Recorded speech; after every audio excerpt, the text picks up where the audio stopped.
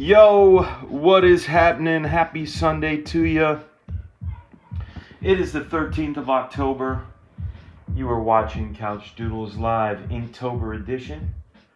Today is Sunday the 13th, and today's prompt word is the day ash. I want to close my studio doors. I keep forgetting, but let's do it.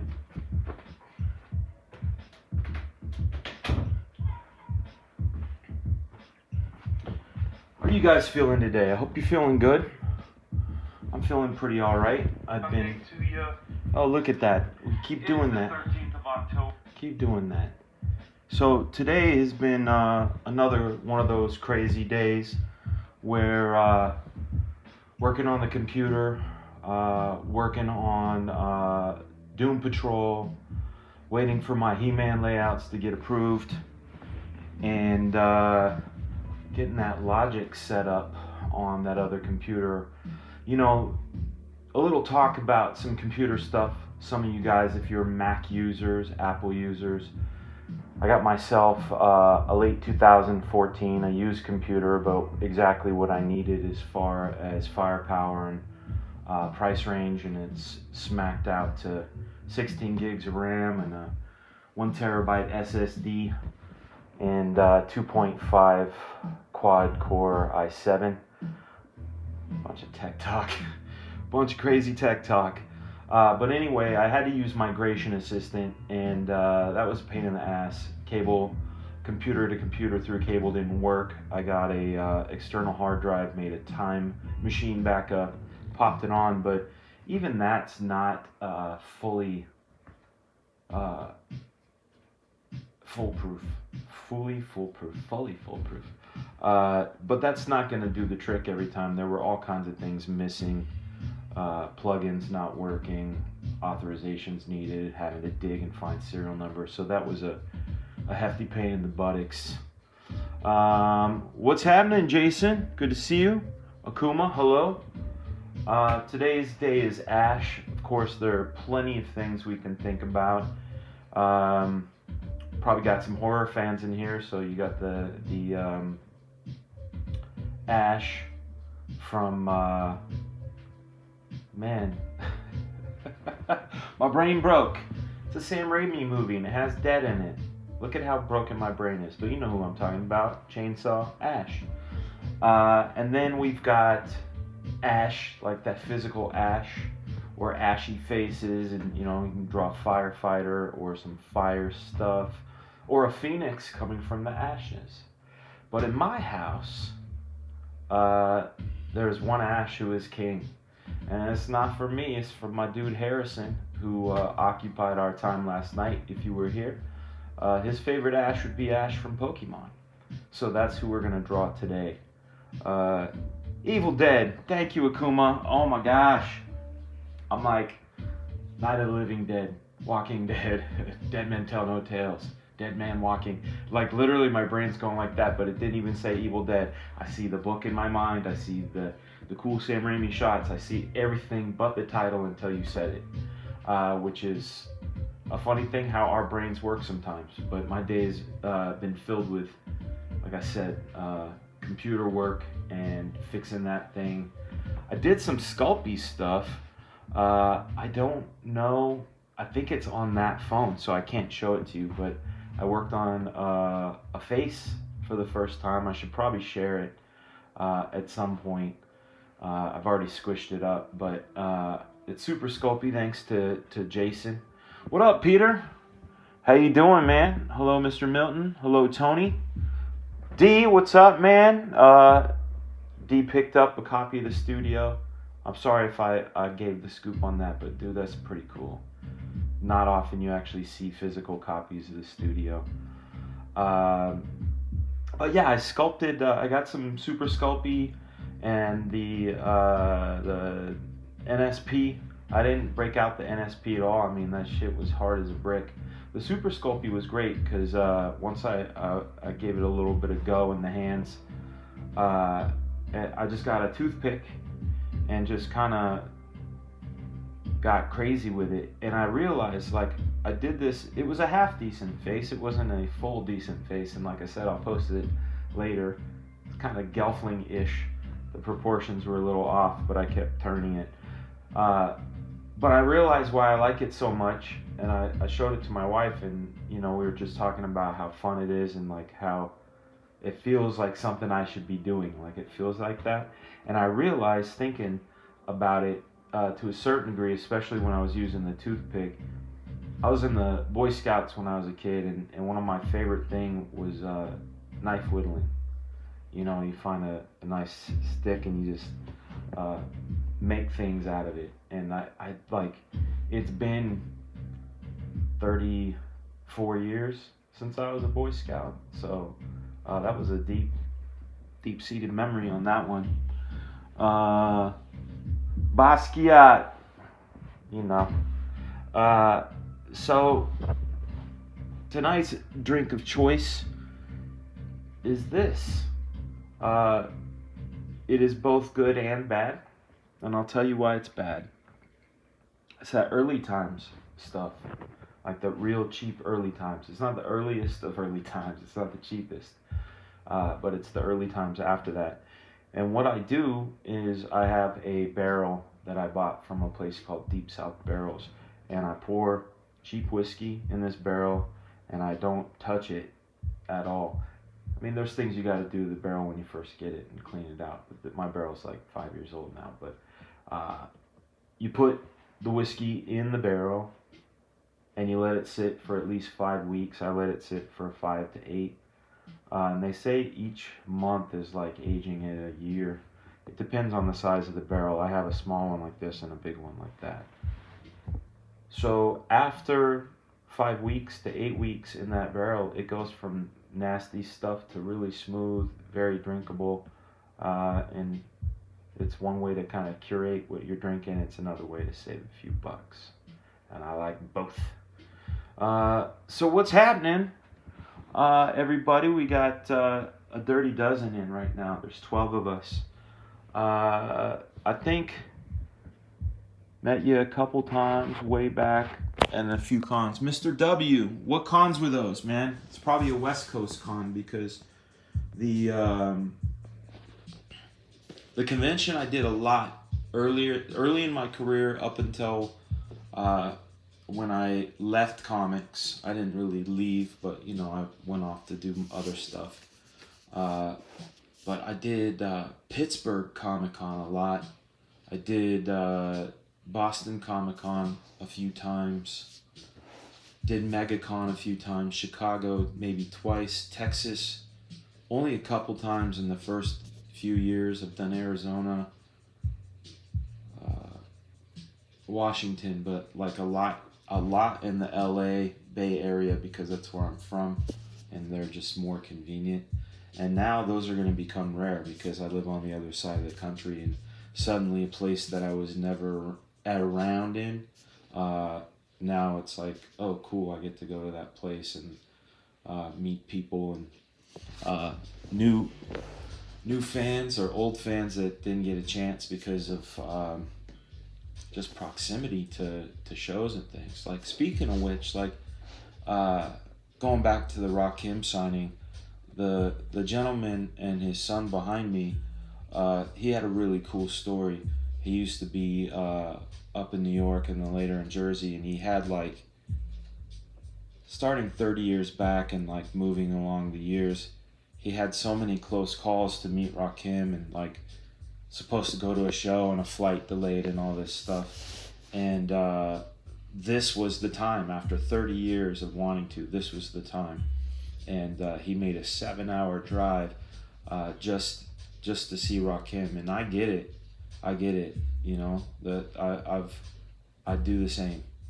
And why I bring that up is, like, the cool thing about this area is I can drive to shows too, like I did in California, which is super convenient. I don't hate flying, but I don't like flying. I don't like sitting like this for many hours. So what's happening with you guys? It was Chicago, Rob, Pittsburgh with Karan. Yeah, those are the two. And Karan, man. So that was somewhat recent. Maybe, man, time flies. It wasn't that recent. Maybe 2009 maybe? That was a good time. I remember going to Carrabba's afterwards, over at the mall where they shot Dawn of the Dead. See, we're bringing up the dead again. It's the mall where all that stuff happened. And I think the so and so make a porno movie with Seth Rogen. I think it was a Kevin Smith. Mirror.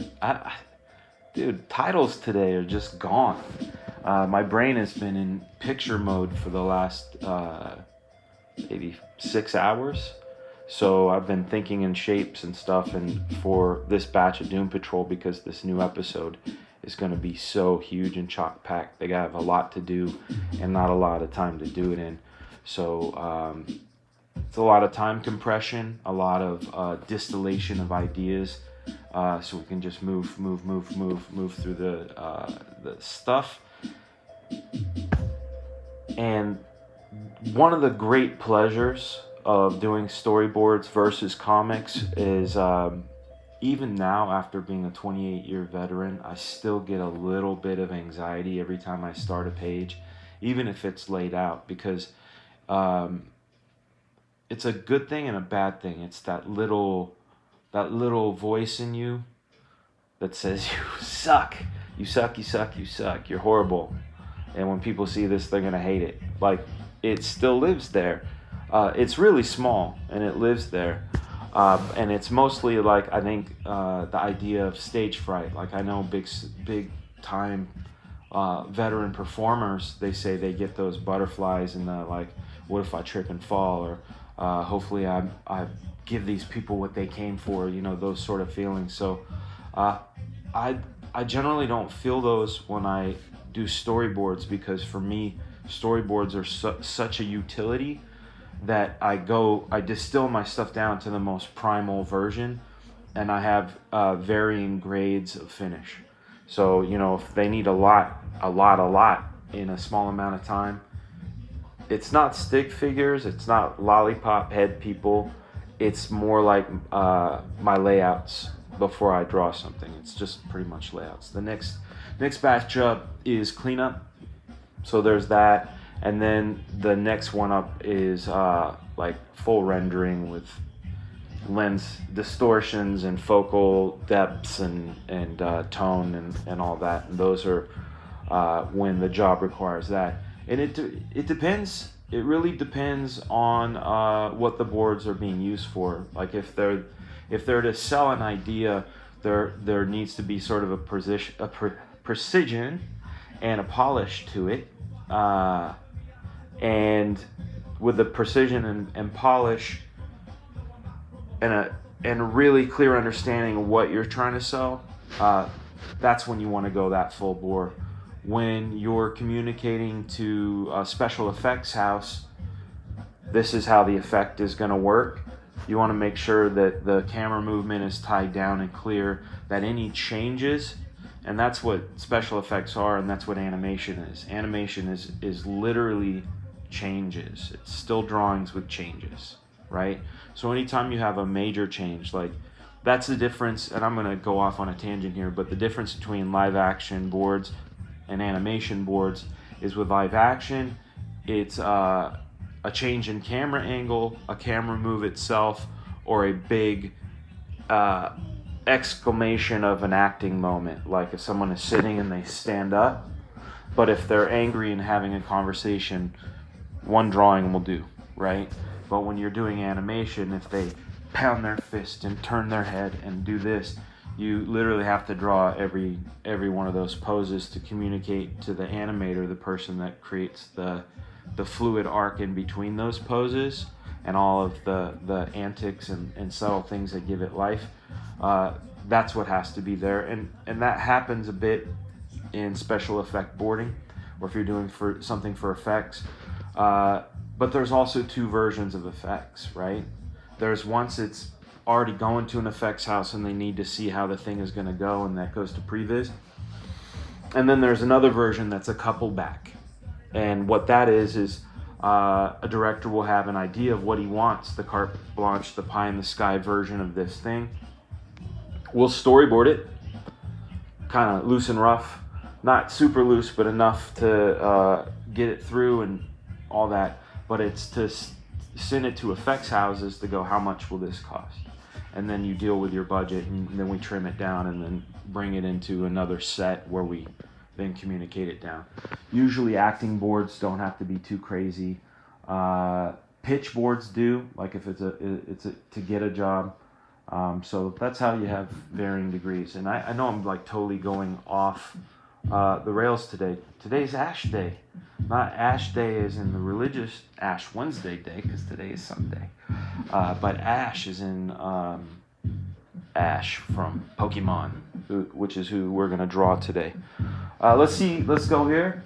Wrap up my Sunday. Yo, that's good. I'm glad.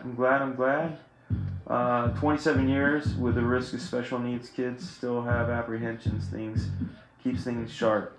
Yeah, man, I'll tell you, I think the idea that we idealize things in our minds. Like, I still have favorite artists, and I'm less enamored anymore. I'm very sort of methodical and scientific about things now.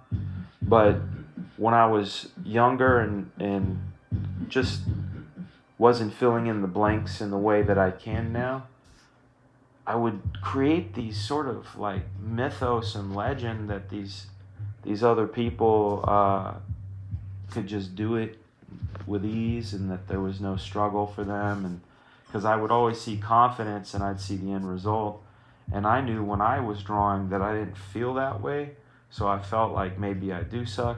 So like you go through these crazy bits of psychology, right? And like, here I am, at 18 years old, got hired by what became one of the biggest stories of the year in comics. I get hired to draw books. First book sells 1 million copies. You would think that would go, hey man, like, I know my shit. But the more I did it, the more I realized I didn't know my shit. And there was also a bit of time, and I feel like I'm on the psychology couch right now, but this is just to let some people know like the realities of things, right? As an artist, and I'm here to tell you that there's an adage, right? Those that can't teach. But I never believed that. I think those who have struggled teach. Okay?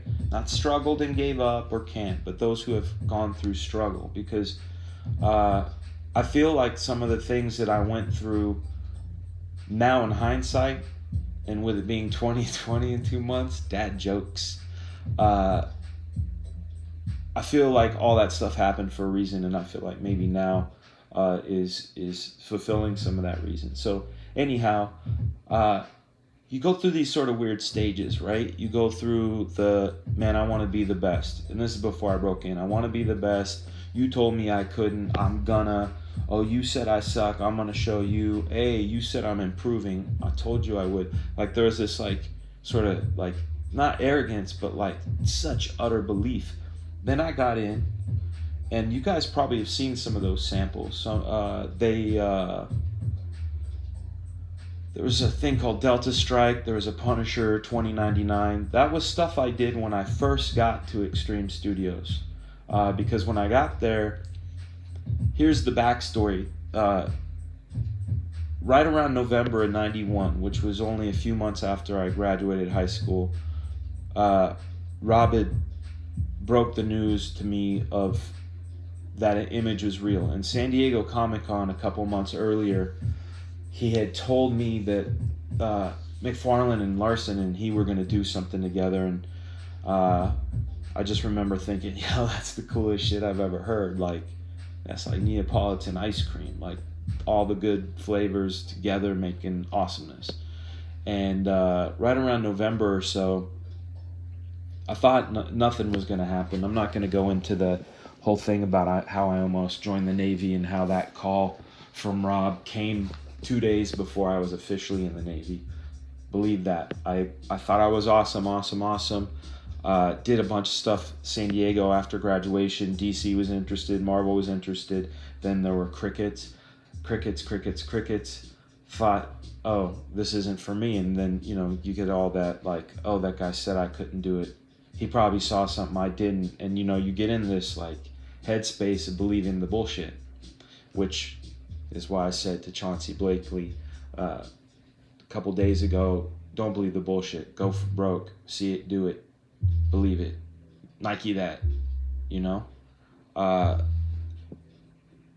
But I got into that space. But then Rob and Murat had told me about this thing that they were forming a studio called Extreme Studios. At the time, it was Rob, Murat, Richard Horry, Brian Murray, George McCarthy, and Jim Valentino. And Valentino he had his own studio, but he was bouncing in and in and in. He wasn't even officially a member at the time, but he was a oft guest of Extreme Studios. So they're telling me about this thing, and the book that I was supposed to do when I got to Extreme was a book called The Odd, and The Odd was basically a Liefeldized version of The Wizard of Oz. So Dorothy was idyllic for the 90s as far as the representation of Dorothy. The lion was not the Cowardly Lion. He was more like the Beast, like a Ron Perlman style Beast, but even bigger, like the Beast. Toto was a wolf.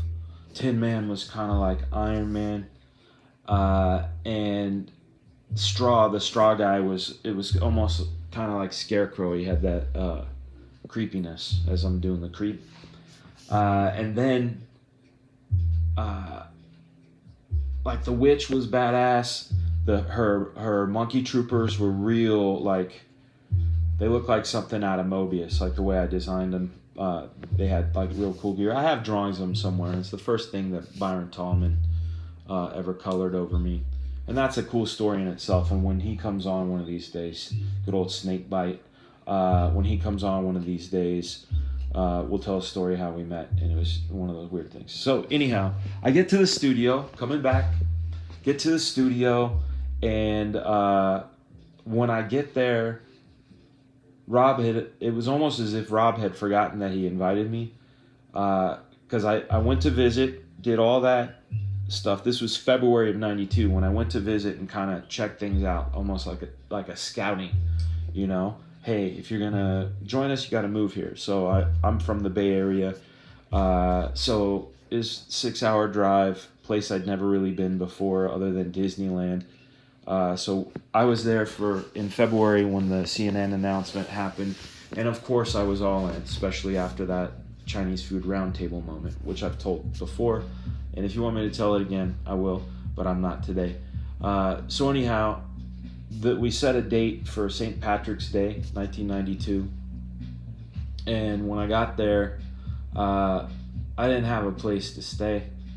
So I was living above a comic book store called Comic Mania in downtown Fullerton. And John Beck was the owner, a real cool dude. And the way I would pay rent was to work the shop. Then John would come, and then I would go to the studio, and there was nothing for me. Like the Odd was put on hiatus. So anyhow, long story short, I know I'm getting to those why I did those 2099 samples, but I'll get there still because I wanted to tell you another thing. This is how crazy I was. I wasn't making money while I was working at John's, and I wasn't making money at the studio because I was essentially jobless. I had a position in the studio, but I didn't have an assignment. So the way I made money was in the back of the store, in the warehouse area, there's a basketball hoop. So I used to tell people with great earnest, hat in hand, yes, I'm here to help you in the shop, but I'm also, you've heard of Image Comics? Yes, of course you have. I'm one of their first hires. Yes, I know I'm working here, yes. But here's some of my artwork. Yes, you like it. I will draw you a picture if you can beat me at a game of 21. But if I beat you, you give me $10. And I had a system figured out for Taco Bell at the time. $3.83 got me like a Mexi Melt, a bean burrito, a taco, and a Mountain Dew. If I remember correctly, those were like the things. So I had it sort of worked out that way. There were a few hungry days. A lot of times the guys at the studio bought me dinners and things, but fortunately I had a roof over my head and a place to go. So long story short, coming back to that, during that time I didn't want to sit on my ass, and I did those Punisher 2099 samples along with the Fantastic Fours, Johnny Blaze going up around the Baxter Tower, and I thought I could impress people by doing a four-sided 4 on a building in a down shot, which was super hard. And that, I remember when I showed those samples, people were like, yo, man, this is crazy. I said, thank you very much. So those were there because there was a point I wasn't even sure that I had a job. So I went to WonderCon that same year with samples, even though I was technically a member of Extreme Studios. I went and I showed my samples, and I remember Fabian Nicieza was one of the portfolio reviewers. A guy named Steve Saffel was one of them. Over at DC, it was Neil Posner, Brian Augustine, and I remember they all were like, these are really polished, these are great, let's talk. A lot of like, let's talk. But then Bloodstrike kicked in. Okay? So don't worry, I'm getting to the part where the lessons happen. So I start working and I'm feeling myself, and I was feeling myself a little too much because I remember we were in San Diego in '93, and the studio had to chin check me, not in a mean way. They were just saying, man, you say some cocky things, and it was like a few of them that said that, like, yo, dude, your head's getting big, you say some cocky things. And I thought like shit talk and like all that was like part of it, like, so, and at the time I really felt like everything I had set my mind to magically was happening, but I didn't really appreciate that part. So anyhow, we're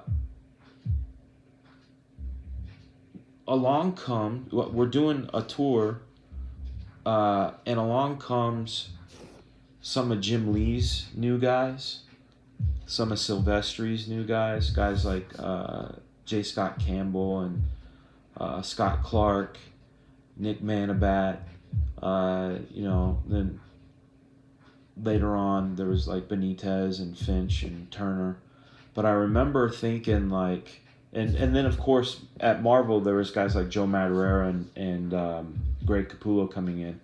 So in my own microcosm, I was getting better and better, and I was basing all of like my arrogance off of that I was getting better. But then I saw out there were guys that were kicking the shit out of me, kicking the shit out of a lot of people. And the thing with Jay Scott, I remember at the time thinking like, here's a guy, and I know because I spent time on the road with him, here's a guy that has essentially the same influences that I have, whether it was Disney or Mad Magazine and McFarlane, Art Adams, manga, like those things. And it's like, if you were a cook, we're bringing cooking back. If you were a cook and we both had the same ingredients, his shit just tasted way better. Like his recipe used the same ingredients, but his stuff tasted better. So there was a very crazy period of self-doubt that ended up happening immediately following that. Okay?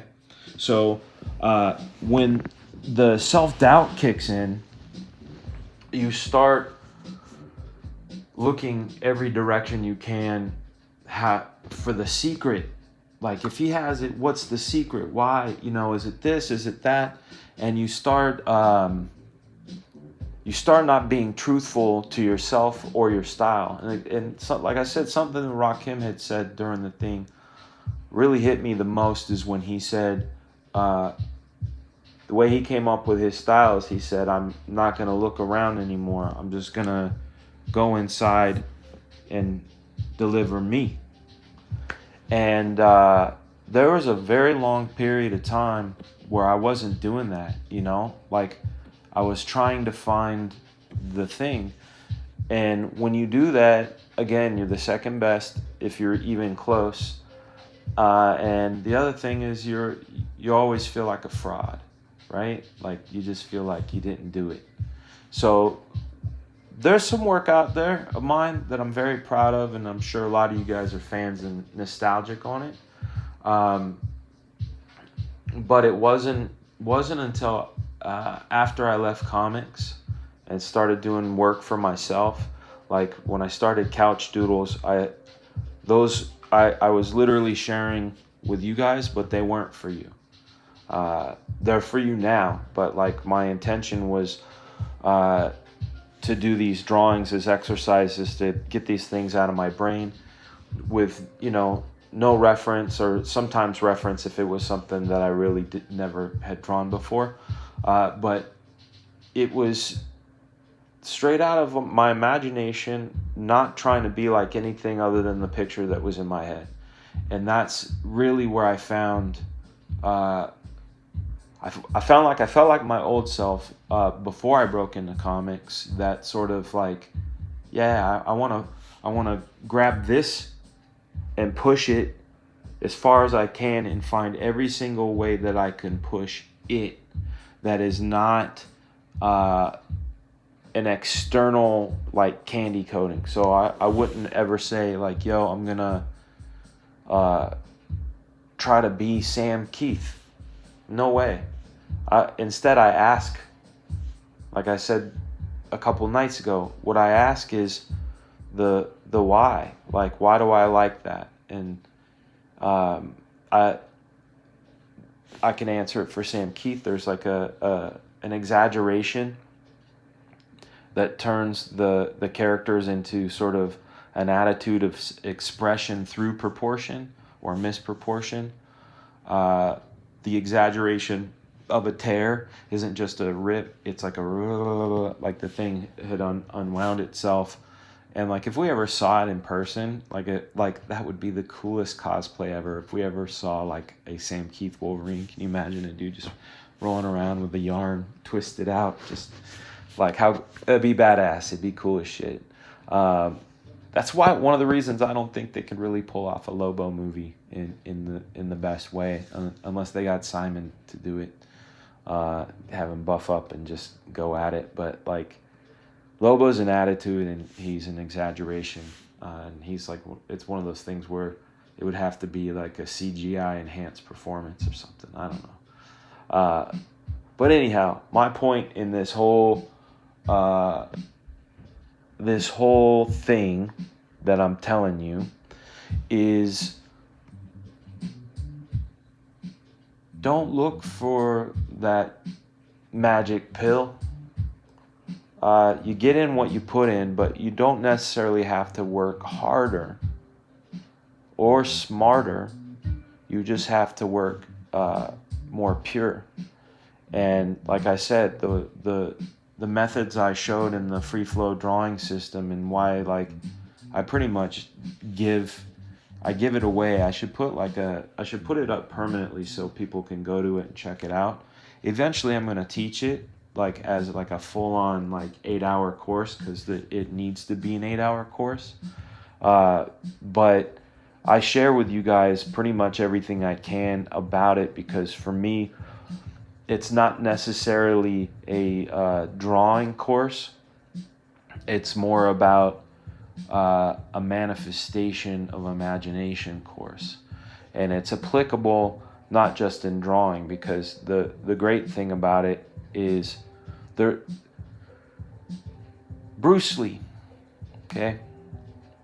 Bruce Lee, one of my major influences, the older I get, the more I understand some of what he does, and I feel like the free flow drawing system is the Jeet Kune Do of creativity, because this stuff, like I said, is applicable to in any way that you need it.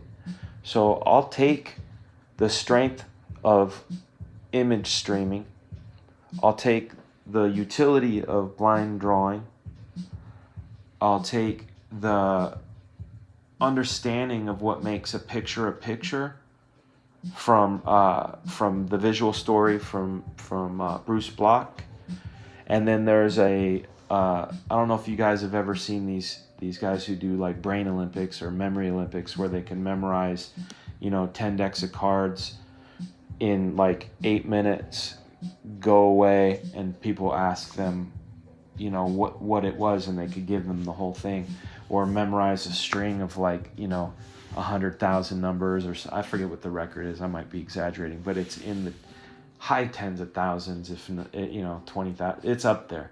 But they have a system in which they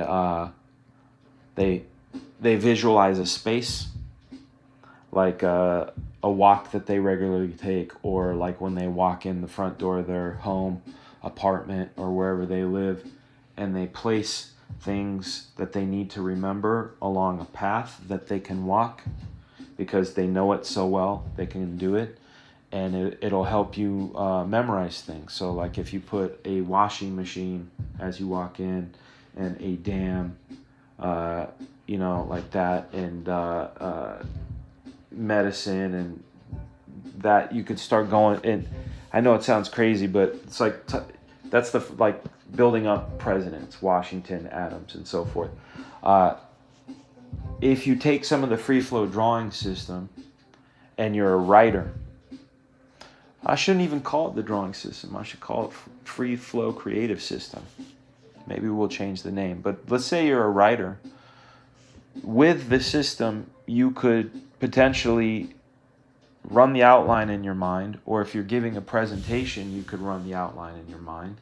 You would say, Dan, you are so erratic in the way you talk in these videos, you could do it. But part of why I enjoy doing this is that I can just go.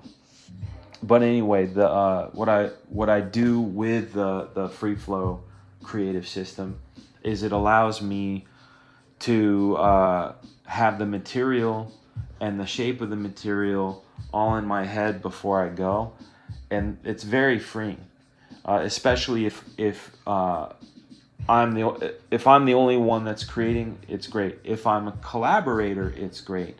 It's a lot harder, like I was explaining, for drawing from a comic book script. You have to consider staging, order of who's talking, the design of the page within all of those confines, the design of the two pages together, how they flow, a consideration for the entire scene, or how each scene feeds the next. You have to think of all those things as you're designing your page, right? So it helps to be able to read something, digest it, see it after you do it, and go, hey, maybe I can, move it around. Anyhow, I've been talking for 39 minutes, and I haven't even taken a sip of my beverage. I'm going to go to the question screen. Since I'm the only one doing this, I set up my cameras, I set up my lights. I got to read this. Let's see what we got. Happy Thanksgiving, Dan and Fam Jam. Is it? It's not. It's Thanksgiving in next month. Is it? Well, I give thanks every day, so happy Thanksgiving to you. Dan is the John Wick of comic books, in Tony Joseph's humble opinion. I like that, man. I appreciate that. At a wedding, but still wanted to drop in. I'll watch later. Mr. Green, love and respect, MVP of the Black Flag movement. Mr. Green, like I said, in the land of no fire, I'm a big pot of dynamite. There was no fire. Mr. Green, flick the match. Thank you, Miss Green. Are you influenced by Bruce Lee? Heck yeah. One of my heroes in life as an artist, athlete, and philosopher. Yeah, Peter. See, man, you were like up here. Now you were way up here. Bruce Lee, man, so much of life, philosophy, like you said, that the methodical nature of things, the philosophical application to scientific approach. There's like a logic and reason. If then this, exclude this, and you can kind of carve things out to distill them down, and you can find that path. But along the way, like the Tao of Jeet Kune Do, having no way as way and having no limitation as limitation, I apply that to creativity. But you're right, applying it to the physical too is interesting. It's a journey I need to take, because I feel like a strong mind comes from a strong body, and you need less sleep. I just know that when I was my most fit, which was roughly around 2007, 2008, so we're going back a bit. When I was my most fit, everything felt completely filled with ease. Nothing felt like a challenge. Like, I remember thinking, because beforehand I was like 260 pounds or something, and I remember, oh man, I got to take out the trash, which means I have to get up off this couch, walk over there, pull that bag out, walk out, open the fence, open the thing, put it in. Like, in my head, there's like effort. But then when you get in shape, you're like, trash, yeah, boom. The trash took out itself. It was so effortless because your body's fit, which takes a lot of the psychological toll off yourself of, oh shit, snuffleupagus-ness. So, bam. Absorb what is useful, discard what is not, and what is uniquely your own. Exactly. Yes. Oh, it's Canadian Thanksgiving, man. Happy Thanksgiving to you, sir. Canadian Thanksgiving. I have not really been paying attention to that. Well, I'm giving thanks to you, Shane. I'm thankful for you and your encouragement. And I'm so blessed that I can return the favor by saying how grateful I am. What up, No Name? Long weekend in Canada, Thanksgiving, so thanks for giving such great shows. Thank you, sir. Down Market Hoser, thank you for doing the red highlight that pops up. I'm giving my thanks for these streams. Love ending my day sitting under the Couchdoodles learning tree. I love being able to share with you guys. I mean, that's, like I said, that's the thing, is hopefully to empower the movements you guys have, the creativity that you've got, and I'm going to recommend a book to you guys. It's one, there's my book, The Grave, and some of you guys have seen it. The Grave happened because I was in a place where I'm sure some of you are. I talked to a lot of people, both through direct messaging and on the road, that they have a 9-to-5 job. They get home and they want to do this thing so much, and they end up watching TV and going to bed, and gotta put the power on this thing. They go to bed and they get up and they rinse and repeat, and then the weekend, because they're so just jammed with their job, that they want to like let loose, so they do that, and then Monday comes around, and then it just gets into this sort of churn. But inside themselves, they're like, I got this so awesome thing, whatever it is, awesome website idea, awesome book idea, awesome drawing, awesome sculpture, awesome music, awesome play, awesome movie, whatever it is that is in there. And you get these sort of terms that with this contract you've written for yourself of, okay, if I'll do it during Christmas break, or I'll do it when I have, if I save up, this much, or if I win this, or if I get this much, and whatever. It's just all these what ifs. this book, it's called the War of Art, and it's by a guy named Stephen Pressfield. And he wrote a book called The Legend of Bagger Vance. And in this book, he talks about that voice in the back of our head that stops us, and the things that stop us, and it's called the resistance. So the grave came from out of the need to want to break the resistance. I was working at Mattel. I really, really loved working there, loved my job. I'd get home after an hour and a half drive home, an hour and a half there, and I felt like I was pouring all my creative energy into Monster High and Ever After High, and really giving my all to these things, but also feeling sort of short-sighted to myself. I'm like, yeah, man, I got the grave, I've got Switch, I've got, I literally have a list of 20 things, Black Flag, Gear Station, Lovebot, the Robot, I have so many, a long list of things, and I did have all that other checklist of during Christmas break, if I have 3 months off, if I can blah blah blah, and I never did it. And in this book, he basically says that if you really want something, you got to work with the material you have, right? So sure, watching Netflix is awesome, but you can do it in the background if you're drawing.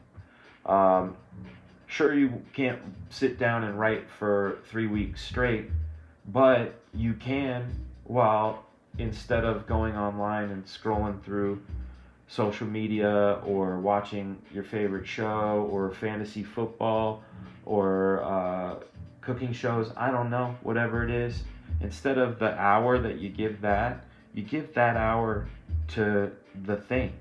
In my case, it was the grave. And so you give those hours, and those hours add up, and you basically you give yourself sort of a block of what it is that makes something. So for me, it was a panel.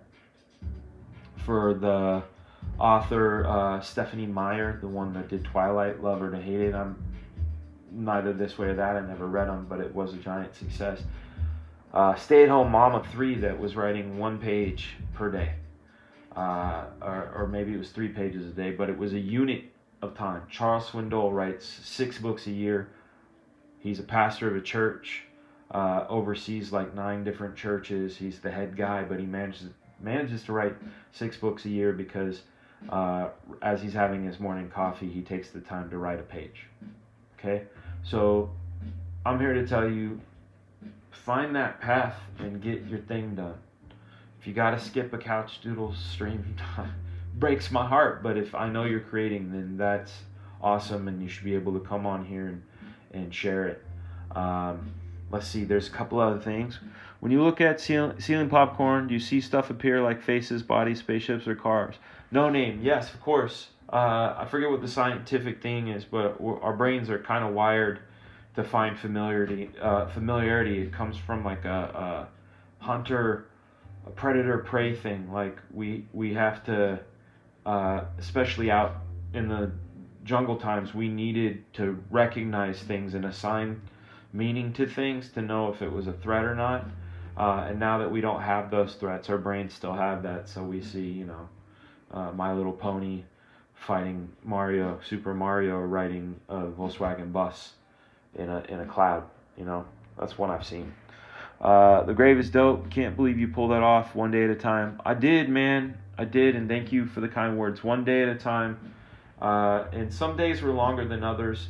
I tried to make sure that the cap was 3 hours, but there were times I knew it was going to be a hard panel, and I would wake up extra early, do a little bit, go to Mattel, come home, time with the family, the 2 kids, 3 because Harrison was a baby, newborn, when I was doing the grave, then finish it up.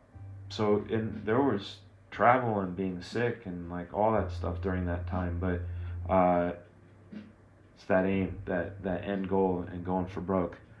The Artist Way is great for inspiration. Yeah, the Artist Way is good. That's the one about daily writing, if I remember correctly. What's up, Chauncey? Rocking it, yo.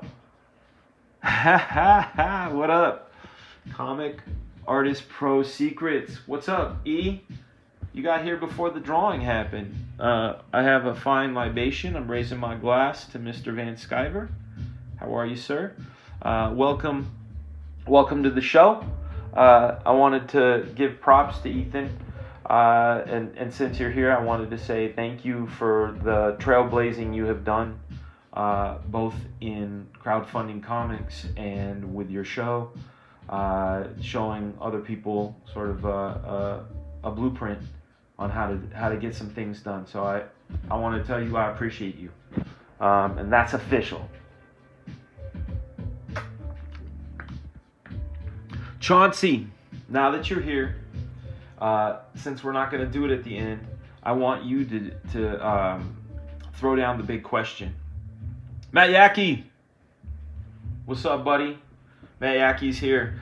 I've been waxing poetic for the last 50 minutes, just talking about the ups and downs of career and the inner heartaches that can come with not being truthful to your art and being truthful to yourself, in all different sort of ways. Chauncey, I would like you to, I'm going to assign it, man, if you don't mind. If you don't want to, you don't have to, but you have asked some of the best questions the last few nights. You just know, and it's like you said, it is boiling down to not asking me what lead I use, which is like a common question. Of course, man, we got to do one together. I think it would be good to do one like in person. Either you come down here or I come there, or we do go to a show.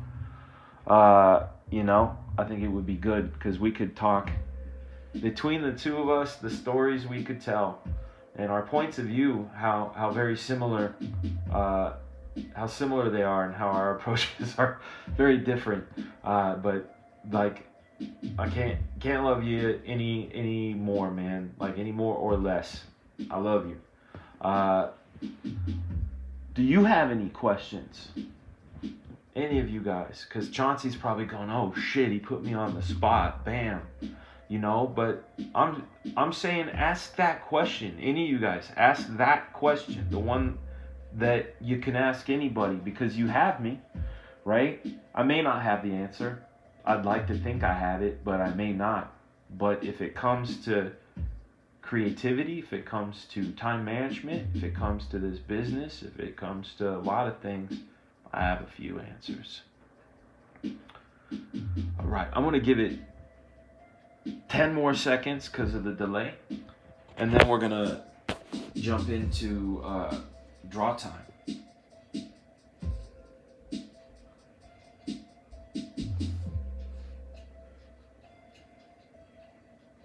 Got to start this up. I'm going to add it as a camera. Here we go. Cameras, iPad, boom, back. Here we are, looking at the iPad.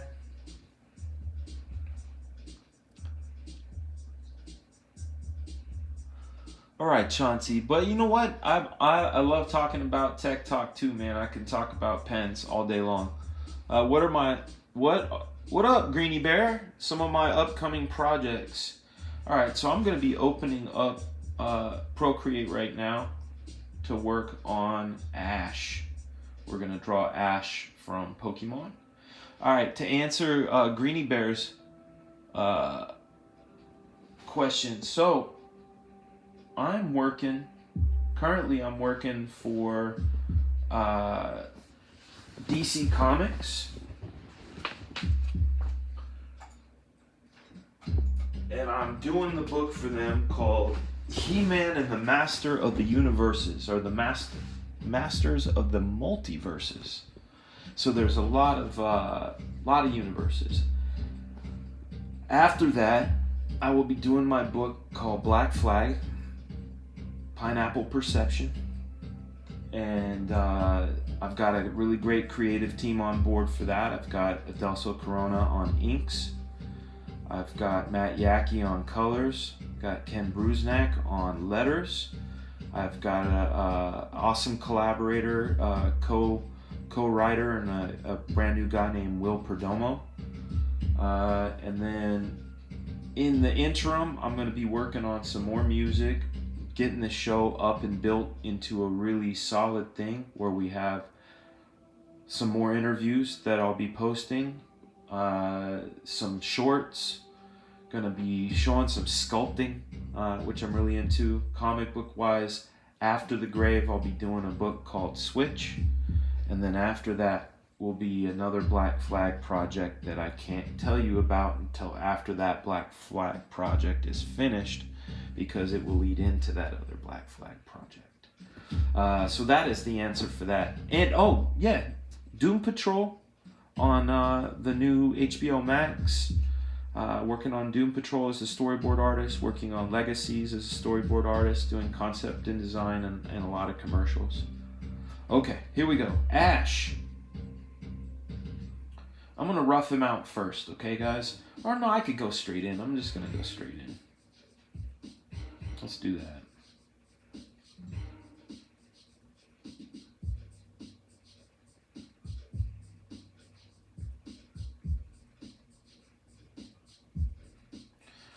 You guys should check out Ethan's latest campaign right now. It's on Indiegogo. If you didn't get a chance to pick up the original run of Cyberfrog Blood Honey, you can get the black and white line art version of it, which is really cool because it's like one of those IDW artist editions. You get to really see the pure art. It's like, almost like getting an acoustic version of an album. You know, it's out there. It's on Indiegogo right now. Kuma. Maybe, dude. Maybe we do a mashup. I like that. I like that a lot. Gotta kill 'em all. Murder Mun.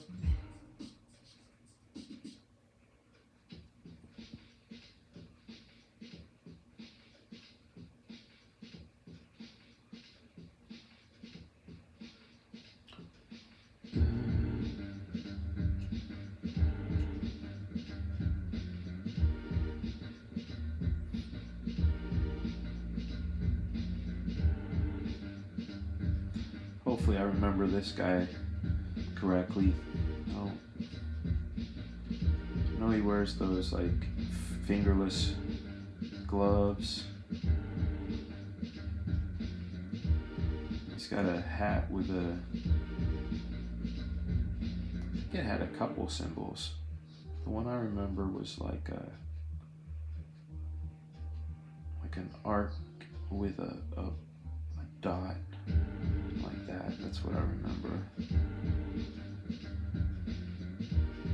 You know, the other thing we can do, and maybe I'll do it, but I'm going to leave it up to you guys. And this is not a pander thing. It's just your guys' time is valuable. I like to freestyle rap, and it's the truth. And one of the ways that I like to show and prove is I'll tell someone like, you know, and this will really show and prove if you guys want to do it. If I'm like, throw out 5 words, the first 5 words, but each person can put out one, right? And I go, the first 5 words, I got to rhyme to those. You know, and of course you're going to throw out words like purple and silver and orange because they don't rhyme with anything. But I've already got remedies for those. I always have. Those are like back pocket words. Akeem, yeah. I remember my buddy Jimmy J one time. We were in Hawaii, and he threw the silver and purple and orange at me, but then his brother Bill, I think it was Bill who said it. It was either Bill or Jimmy, but they said Akeem rhyme with a Hakeem Olajuwon. And I was like, yo, that's easy. You know, I said, it doesn't matter what side you on, what ride you on, as long as you're playing with a chemo eyes you on, like that. And they were like, oh shit. But then the purple and silver, those were the ones that got me. And I said, never again. And I came up with a couple of things that rhyme with purple, silver, and orange. And porridge. Porridge is another funny one. Whiskey reviews plus drawing session. Yeah, I could do that. That just requires me to purchase even more whiskey. And, I could talk about ones I've had. Like, you know what? What's really great about what you just mentioned, Greenie Bear, is the one of the weird things I do is I save old whiskey bottles of the ones that I really, really liked. Like, really, really liked. And there's some good ones in there. There's a couple of happies, of course, but like there was a Willet 28 that was just bananas, and like I thought because I got the 3 bottles that I did, that it would be easy peasy to get as much as I wanted anytime. And as soon as I thought that,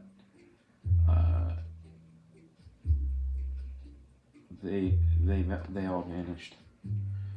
I never saw another bottle again. The only bottle I have is my empty couple of bottles. I'll tell you this though, like my review of certain whiskeys in general, the higher priced stuff is more priced on rarity versus like this is the best or whatever. And what I've found is that the second best is usually the best. Like on Crown Royal, the Cask 16 is to me my favorite. And this finger's throwing me off on the mouth. Look at that.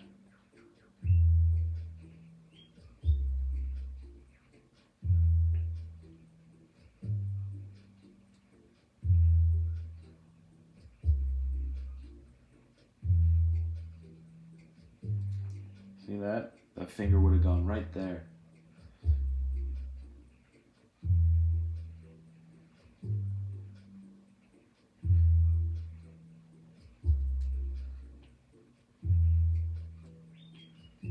See, I'm getting quiet because I'm getting in full visualization mode.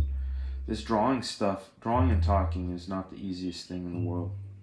And you guys are helping me get through some of that drawing and talking stuff.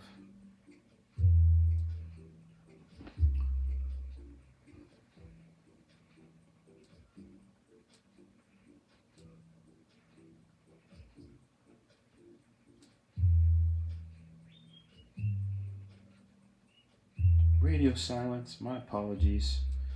I've never drawn this character before. I've seen him plenty of times because my kid Harrison is big time into Pokemon now. He didn't even play the game. He likes the show. He likes the show a lot, and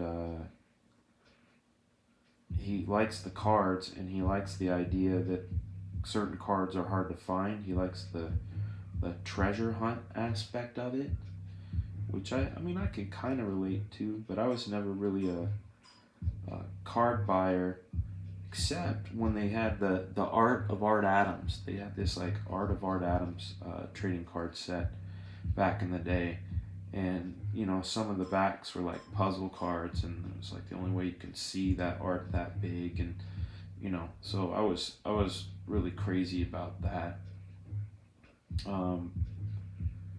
Fortunately, there's this guy out there who goes by the moniker of The Collector, and he always manages to find me, whether it's at a show or find my address. really kind guy, a kind gentleman. Uh, but he would always reciprocate. He would ask me like, "Yo, is there anything that you need?" You know, like that kind of thing. Like, thanks for signing my 20, you know, Prophet cards and my Arta McFarlane cards and like the Evangeline set, some of the stuff, some of the Scooby Doo ones. He managed to find some of those. Uh, but he'd hook me up. He hooked me up with some of the Art Adams cards I was missing, which was like the coolest thing ever.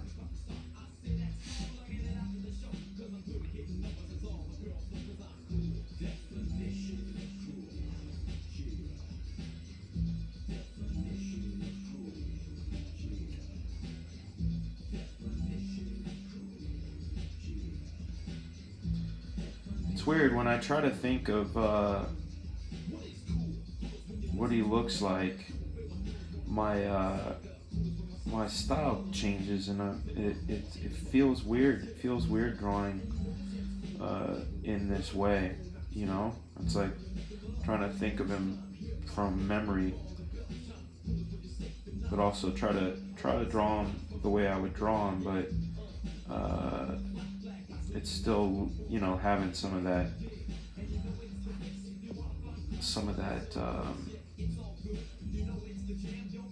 anime.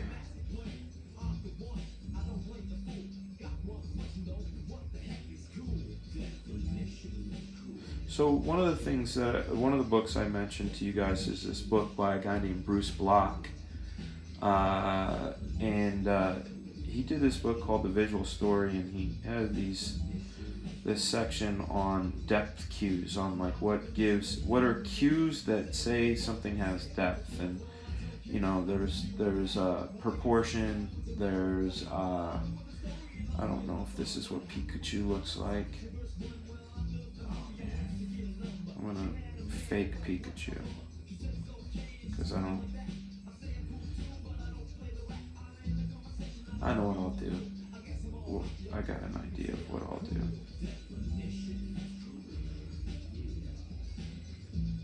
I think he has that zigzag tail, right? We're gonna do something because I really liked Akuma's idea about the chainsaw, so.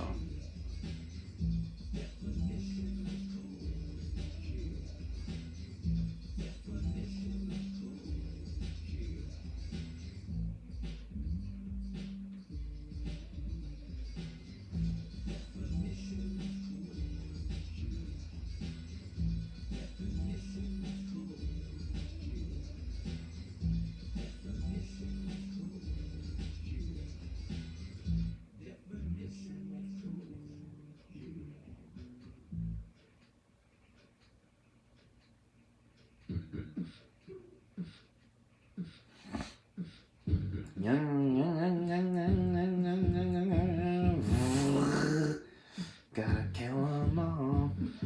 Cut 'em all, catch 'em all. So I was silent, radio silent again. Bastard. Radio silent bastard. That's another really good comic, is Bastard. If you guys like anime or manga, Bastard's really great. Let's make this one a gas one. And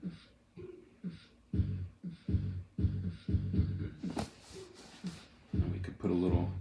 This is why the Spider-Man webbing and extra stuff like smoke trails are part of the storytelling, because this gives you an idea of how jolly he swings this thing, because you can see the path. He like he spun it around. So that's those are little fun, subtle things we get to add to this guy. Maybe put a little, now that we're in here, throw some blood.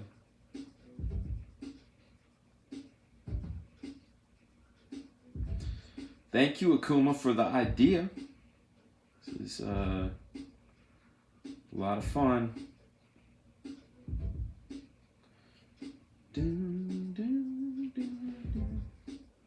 Can't wait for my other computer to work. Like I said, you guys, I've got those interviews that I got to edit. And once they get edited up, we will start seeing snippets from those interviews. And I'm really excited to be able to share these guys' answers, man.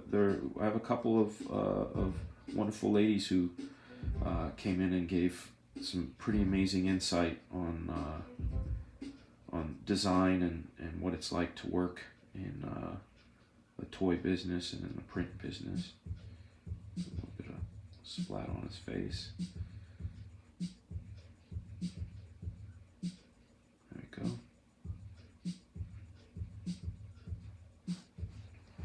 And here's where I'm going to have a little bit of fun.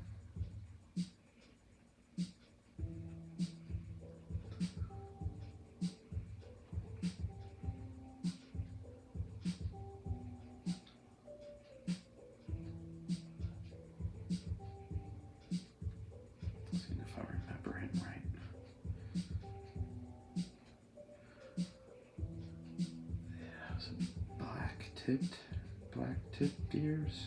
Was it a black tipped tail? I don't remember.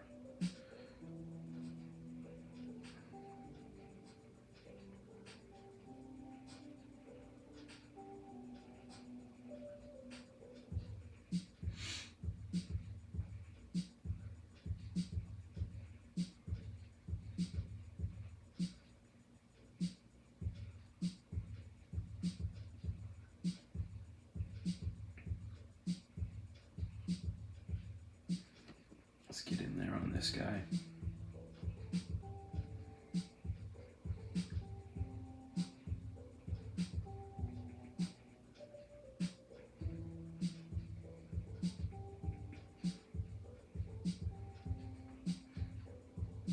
See, now we're just getting in on the detail.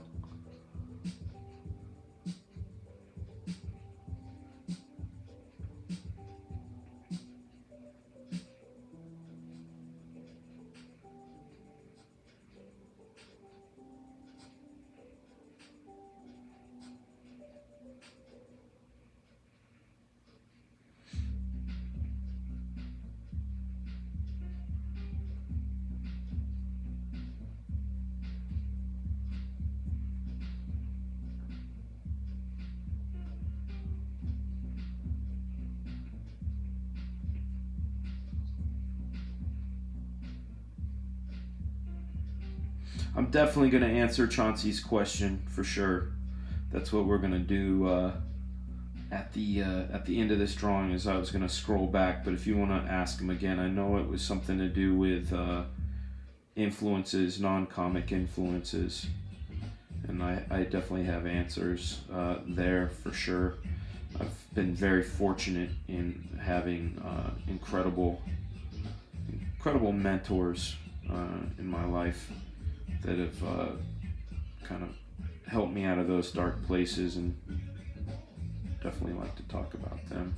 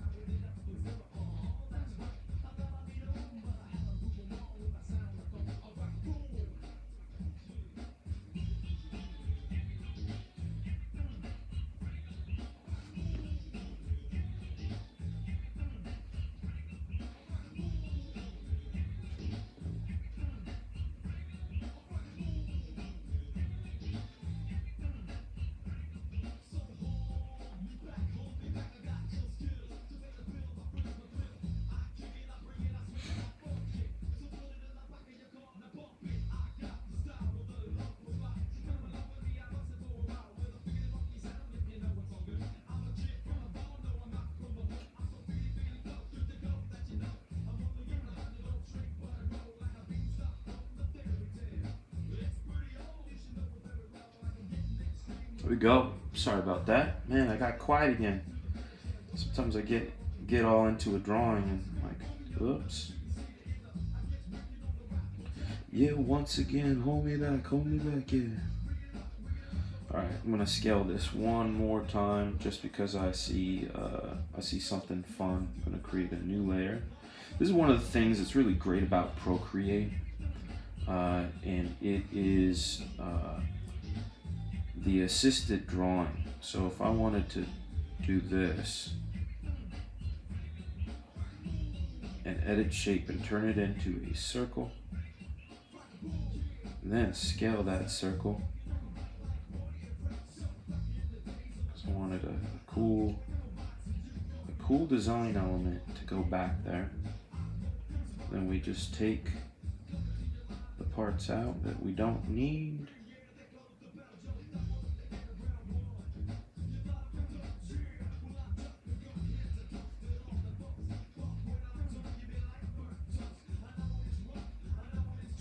Then we do this.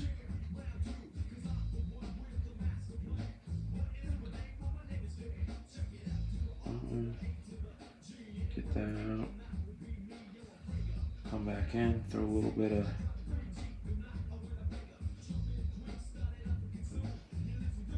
merge that down. Scale it up a little bit again. And sign this bad boy.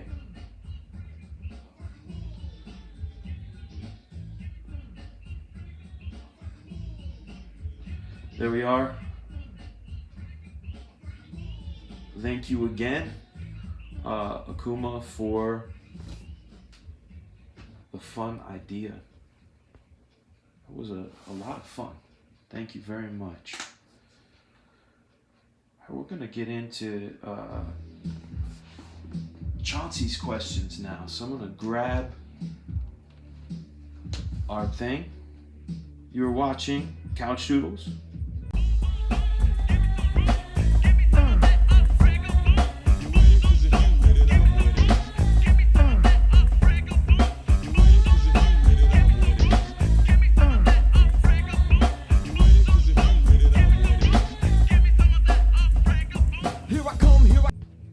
We are back. We are back. I was able to find Chauncey's question. Who has had the biggest influence on you outside the comic industry, and how did they affect your life? Wonderful questions. Wonderful questions, man. I like it. My grandfather would be number one. And my dad, let me just say, my dad is number one. He brought me into this world. He raised us very strictly and very structured. We learned about politeness, ma'am, sir, thank you. Taught us to be grateful for the things we have. We didn't have a lot, but we had each other. Taught me about getting things done. You know, love my dad. Next up would be my grandfather, and he taught me how to see. He's an artist. He taught me how to see. My buddy Fred, he took the photograph, a few of the photographs that you see in the grave, especially the one of the spot with the throne and the tree, which is a real place up by where I grew up. Fred, he's older than my mom, or my mother would be if she was with us. And I met Fred back in 1987. I was skateboarding. No, it was 88. I was skateboarding through downtown Martinez, which is very Rockwellian. It's very idyllic back in the day. Now it's very sad because a lot of those businesses are boarded up and it's just not what it was. But anyhow, I skateboarded past this place called Labor of Love Graphics, and it was his and this guy named Dave's. Dave also goes by the name of Critter, another awesome artist. Fred took me seriously, like my grandfather did too, but Fred was the first adult that was full on, like, he talked to me as a peer. He didn't talk to me as a kid, he talked to me as a peer, and if I said ridiculous shit, He would set me along the path of what was not ridiculous. He gave me my first job. I worked there in his silk screening shop, cleaning screens, and we had this gun. Like if they got a dot of ink on a shirt that it was otherwise good, shoot little it's like dry ice. Shoot it and it would harden the ink so you could just flick it off. But he gave me my first gig. He also started that comic club that I've talked about, American Fun. He took me to my first convention. Took me to the convention that I met Rob Liefeld at. Took me to my first San Diego Comic Con. I'm still friends with him. He and his wife Elaine are like another set of parents. Like as far as just the love, and like Fred was the guy who set up my interview with Carl Potts when I was 15 years old. We did that fanzine together. And the fanzine, if you go to fragaboom.blogspot.com, pretty easy to remember, fragaboom.blogspot.com. I haven't posted on there in several years, but the article that I did with Carl Potts, I managed to take pictures of the fanzine and put them up there. So if you guys want to read it and check it out, it's essentially the guide to break into comics and stay in comics. It's what I used to get into comics. That's why I had that interview with Carl, is because I needed to know from a guy on the inside, and he's a guy that essentially, if you like Jim Lee, Wills Portasio, and Scott Williams, Carl is why he put them together. So Carl is one of those guys. He and I, we weren't super close, but always respected him, and he was always very generous with his time when we see each other.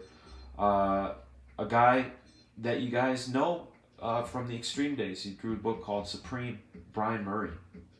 Brian Murray, I know I'm talking about like all these people, art and all that, but Brian Murray, being a comic guy, was not an influence on me as far as drawing, but very much an influence on me on how to carry myself through life, especially after I left comics. While I was on comics, he would throw down the flag and give me cautionary tales, and I would go, yeah, like, yeah, like that.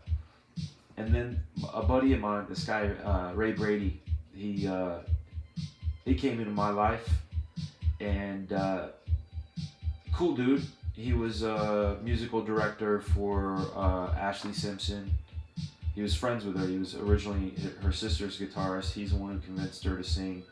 He also was dating Fergie. Anyway, this is getting a bit convoluted. Anyhow, I found myself, because of the age difference between Ray and myself, I found myself in earnest trying to give him advice and watching him kind of like deflect it. Yeah, whatever, old man. And I realized around that time that I was that to Brian Murray. And it was once that clicked in, I listened to everything Brian had to say. And his advice has served me very well. And I still talk to Brian on a weekly basis. And then the last guy, the most recent one, is a guy named Audu Payton. Audu was my boss at Mattel, and Audu has lived an incredible life. He was born in England, raised in Africa, moved to Chicago, did theater, was a director on Pinky and the Brain and the Animaniacs and Godzilla and the Real Ghostbusters, and did that CGI Spider-Man on MTV before there was any CGI TV. Real trailblazer. He taught me a lot at Mattel. He really showed me how to create something from a spark, because that's what we did at Mattel. We would talk to the toy people, and they'd say, I'm just going to make something up right now. We have a toy line about broccoli people, and we need something, some content, some strong content to support broccoli people. And we would go, okay, cool. And then they give us a deadline. We'd get like 1 or 2 weeks, and our department would germinate. And Audi was the lead on that. And he'd go, okay, broccoli's good for you, blah, blah. And we would just literally go through the gamut on what makes broccoli. Then we go through the gamut on the audience, like kids, you know. They don't like broccoli. But what's fun is being a giant. And like, I'm making shit up right now, but literally that's where it would go. Oh, giants. They're little people in the land of giants, so we can tell it from two perspectives. And the broccoli people are like kids, and the giants are like adults. And like, you know, maybe it's like that with a twist as Fraggle Rock, since it's a low, you know, whatever. Aldu was there to show me a blueprint there, and also he's an incredible family man, and has been giving me lots of insightful advice on how to live my life as a man in this world, which, you know, includes all the trimmings of respecting everyone and listening to everyone. And Audi those are my guys. Those are my Mount Rushmores, you know. As far as ladies, my mom was pretty inspiring on you know, telling me how ladies would prefer to be talked to and treated. My grandmother, on both sides, my mom taught me how to cook, and she was an incredible cook. And I never have to use a cookbook on anything. I could look at a recipe or taste something and literally dissect it from eating it and going, that's this, and this. You probably low heated it there. Turn up the heat when you added this. Like that's all. That all came from my mom. One of my people I interviewed, someone named Emily Kelly. She really taught me on how to, like Bruce Lee said, be like water.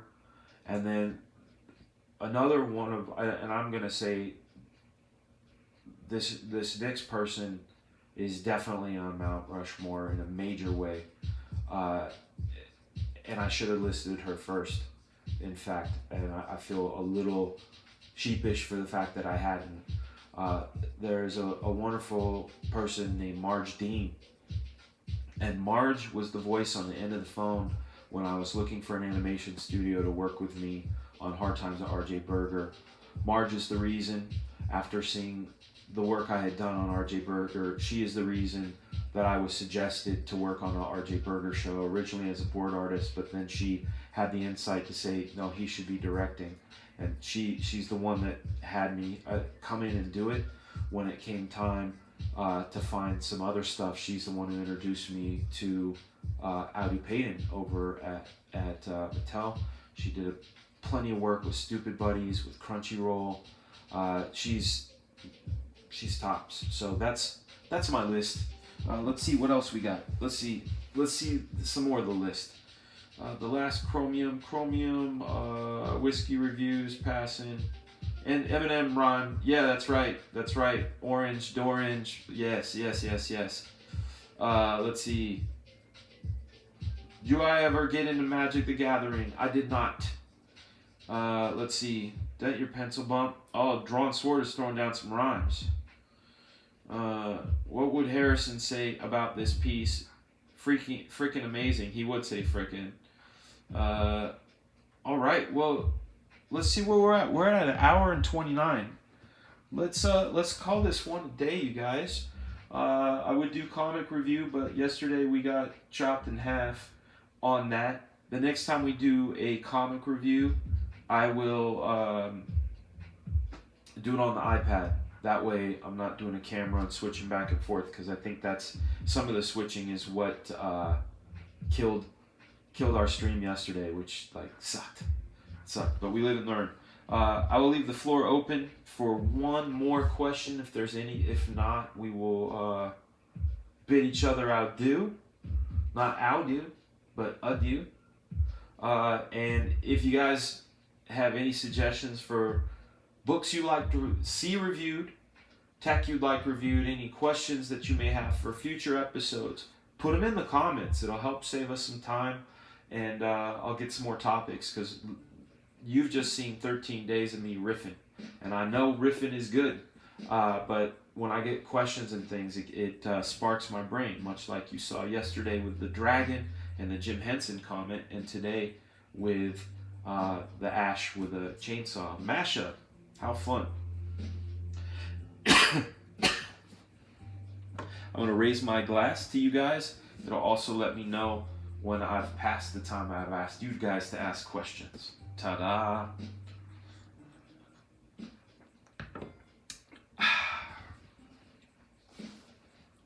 You're watching Fragaboom.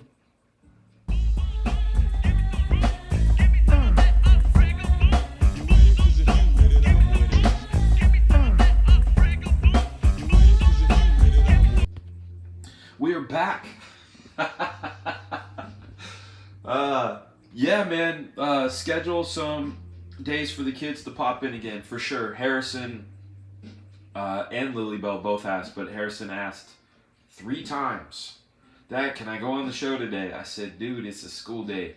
So unless we are able to go earlier, which a lot of you West Coasters might still be at work because they go to bed at 8. That's the time I tuck them in. I tuck them in at 8 o'clock sharp because they got to get up at 6:15 in the AMs. Thank you, Shane. You were very kind. There's the question, Chauncey. You asked a good one. I'm curious to who some top writers and comic books you've enjoyed. You put me on the spot a little bit, and I'll tell you why. I don't read a lot of new stuff. And by new stuff, I mean in the last 10 years. And that's very, very sad for me to say. There have been a few that I've read in the last 10 years because it's like, oh, dude, I got to check this out, you know. I like Grant Morrison. I like Mark Millar. I really like David Michelini back in the day on Spider-Man. Peter David. Chris Claremont. I know he's back in the day stuff, but his stuff was incredible.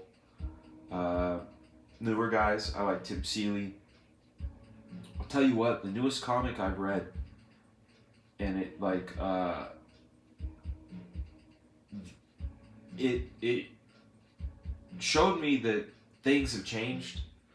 Things done changed on this side. Remember they used to thump, but now they blast, right?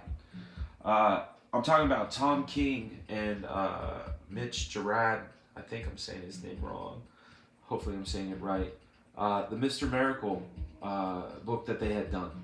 I'm about halfway into it, and it is such an interesting way to tell a story. It's pretty straightforward, like the actual plot of it, but the way in which they're delivering the story, I found very interesting. I liked it a lot. It definitely, I think any kid trying to read it might be thrown off from it. Any seasoned comic book reader will find it excellent. So, Tom King. Let's see. I know about some top writers. I don't know their work though. Like Donnie Cates, I think. I know his name is flung about. Scott Snyder. Those guys. But I haven't read their stuff yet, and that's not a slight on them. I've been busy working, and I've been very fortunate in getting the Mr. Miracle because my editor at DC, when he sent me my paper, had sent me some comp books, and that was one of them. And I just grabbed it, and it's for the Oval Office. But it's been great, you know. Let's put it this way: it's been laid go to sleep good. That's how good it's been. All right. So that's it, guys. That's it. I cut out. You guys are awesome. Thank you so much. Once in future, something is killing the children. I'm not sure what that means. Once and future, something is killing the children. Who will win? No one wins when someone's killing the children. Children, the kid ain't mine. Ask the chid ain't my son. That made no sense. I don't know what that means, Greeny Bear. Is that are those storylines? What about Alan Moore? You never mentioned him. I like Alan's stuff. I have a book by him in here that I really like. Alan Moore's, let's get it into the light. Alan Moore's Writing for Comics. And I'll tell you why I like this book. I knew I wanted to do Black Flag again, but I didn't know how I wanted to do it. Then I read this, and he talks about having something to say and wrapping your story around that thing, and it can be completely abstract. Like he said, he did a Swamp Thing that was about menstruation of all things, but there's no menstruation in the whole book, but it's literally like that's what he did. I like The Watchmen a lot. The one thing that a lot of people don't get to see when it comes to Alan Moore are his actual scripts and plots. I wish Brian Denham was here, because he's part of this story, and hopefully he sees this stream and can say, that's damn right. So he did a book called Bad Rock Violator. It was a crossover between the Violator from Spawn and Bad Rock from Youngblood. And the first issue's script came, and much like a person who ate a piece of string and came out with a nautical tie-up, I shit you not. Dad jokes. Gotta have two a show. I don't know if that'll happen. It might. One issue was this thick. Okay? I'm shaking my hand because you can't believe how thick it is. It's this thick. It's like an inch thick. And it went something like this. Panel 1. We're in an office in the upper left corner from when you come into a door. A desk is in the upper right. There's one of those green lamps there in the center with a legal pad on the right. The person's right if they were sitting. On the far wall, on the right side of frame, will be a bookshelf filled with legal books, some of them out and open. You want to make sure that the moonlight is streaming through what are broken shutters. Only a peak of moonlight. There's a spilled glass of whiskey in the lower right corner. Panel 2. So it went a lot like that. And it was super prescriptive, and that's cool. I mean that's awesome in a way. Like to have that vivid clarity of how you're going to tell your story, and like the artist just goes, oh shit, I'm drawing the panel with the 3/4 down on the desk, and I got to do this. But it's a lot to parse through. It's a lot to parse through, and when a page of your comic that you're drawing takes up 5 pages of written type, and you go, it's Alan Moore, and when he says there's 10 paper clips strewn about, one is turned towards this part of the desk. I mean, I'm not exaggerating. When it's that prescriptive, you need to be drawing the book yourself. That's what I have to say about that. But Alan Moore, I love his stuff, and he has really incredible views on writing, so that's it. Iconic Blood, Mark of the Beast. That's the 666. How are you, sir? I can see your icon, and I like the colors, that brown and aqua. I can't tell what it is, but it's really cool looking from here. All right, that's it. So that I dig Alan Moore. I don't mention him because I like Watchmen. I like V for Vendetta. League of Extraordinary Gentlemen. The Tom Strong stuff was okay. The Supreme stuff he did was good, but the Superboy stuff he had done was pretty interesting. But I don't know. It's sometimes I think when I want a snack, I don't need the whole full course meal, and he's a full course meal. A lot of it.